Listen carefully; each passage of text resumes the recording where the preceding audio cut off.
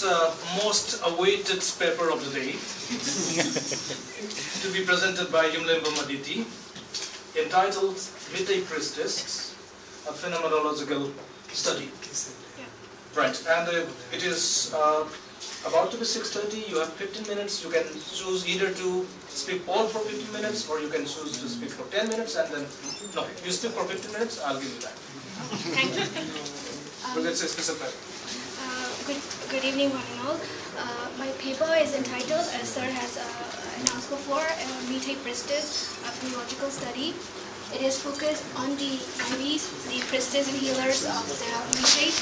I'm pretty sure that everyone sitting here must be having some fair idea or a thorough knowledge of who Meitei are and what they do and what kind of role they perform in our Meitei society. So I won't go into the details of who they are and all of that.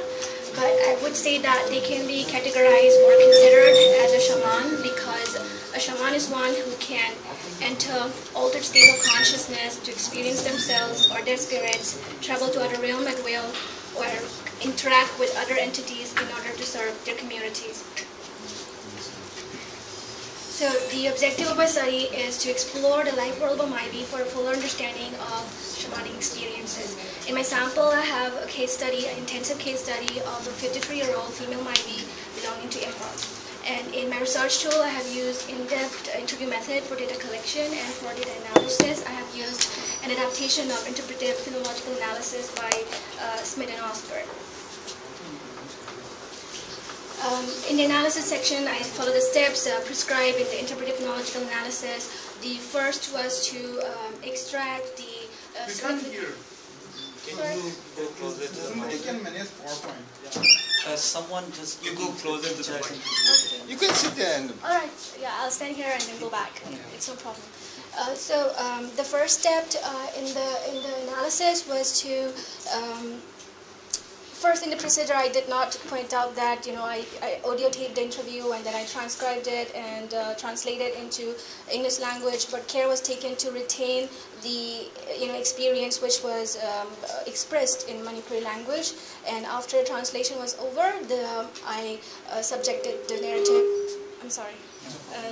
narrative to interpretive phenomenological analysis. So in the first step was to read the transcript and find out the significant words or phrases or sentences and list them down. Like, for example, I have written bedridden for a long time, unable to look after children. So these were the significant broad themes that I found out from the transcript, the narrative. And the next step was to convert them into concise phrases in tune with the whole experience of the participant. And I have found, emergent themes, for instance, recurrence of frightening dreams involving birds and old man, women, and then perform prayers and offering. So the next step was to list all these emergent themes down and find the connection between them, because I want to cluster the experiences which are going in the similar line. So after clustering the experiences, I give a superordinate theme to each theme cluster. So in the results, the structure of experience expressed by the participant can be represented by 9 superordinate themes as follows.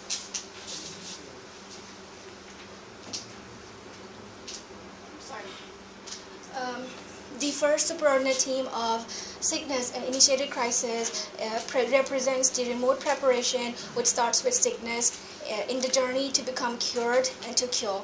In many instances, both in the participant's childhood and after marriage, she experienced dissociation as evidenced by the occurrence of self-talk and trance states, and many of the symptoms manifested by her, exhibited by her during her severe illnesses were also indicative of the diagnostic criteria for neurotic stress-related somatoform disorders, which you will find in the International Classification of Diseases. But what is worth to be studied and understood is the miraculous resolution of their pathological symptoms without the use of any pharmacological intervention. The next superordinate theme is dreams and altered state of consciousness, which also represents the the preparation for vocation and the mental ordeal that a would-be shaman goes through, or would-be Meitei goes through. Because I have considered the Meitei as a shaman of the Meitei society.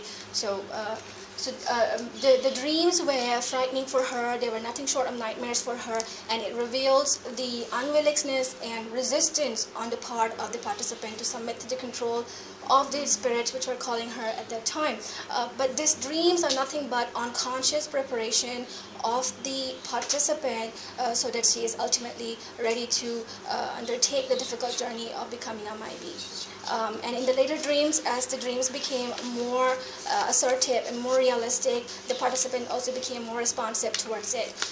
It is said that for a shaman, their inspiration comes mainly through their dreams. The third superordinate theme is the calling and the search for Imaguru, which represents the suggestiveness and the responsiveness of the participant towards her visions and hallucinations of locating her Imaguru, who will eventually guide her and mold her and train her into a full-fledged Meitei. And in the calling, there was also actual search carried out by the family members of the participant, because there was no social or medical consolation available. So one seeks for spiritual help when there are no existing help in the system, both social and medical. So there was enough empathy and sympathy available from the near and dear ones and neighbors, but they were not enough. So an extraordinary help was sought, and this could be given. That extraordinary help can be given only by the Imaguru. And this theme also carries the essence of the participant's yearning to eliminate her sense of spiritual loss by finding and uniting with her Imaguru. This theme is also intricately interwoven with the previous theme. It represents the union and development of a... Sorry? Yeah. It represents the union and development of a lifelong relationship between the Imaguru and the Icha. The completion of the training does not mean that the relationship will end there. It is a lifelong relationship. The Icha pays regular visit to the Imaguru to honor her and express gratitude.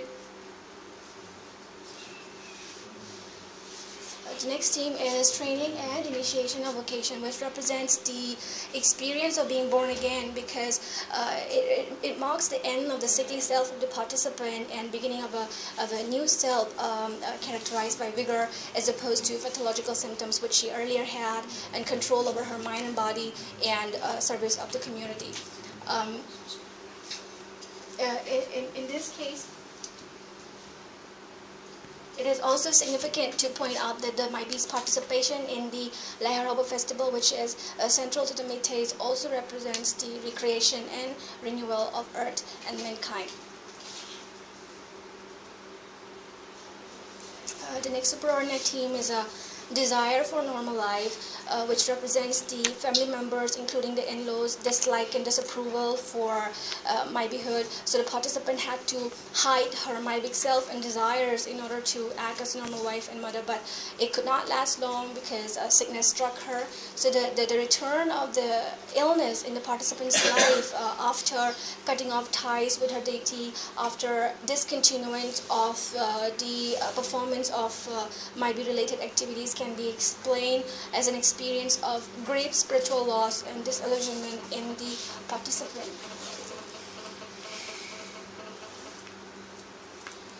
The next theme is realization and return to vocation, which represents the reverential fear and respect for the deity's control over the identity of the participant and sense of self. It can be also explained as a full acceptance and coming in terms with the view which her Imoguru once shared, that once a Maibi, always a Maibi, because it is not the person who chooses the vocation, but the vocation chooses the person. So it is a well-known fact in shamanic tradition that as long as a shaman practices his vocation, he stays away from illness and from being mistaken as a madman. The next theme is omnipresence of deity, which represents the manifestation of deity in the participants' dreams and hallucinations, which are evidences of shamanic journey experiences. And Marcia Eliade termed these experiences as transic experience or ecstatic experiences.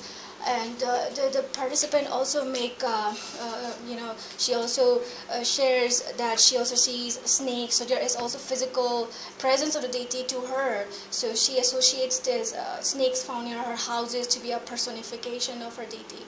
And maybe this can be explained by the simple fact that snakes are given religious importance in our Meitei society.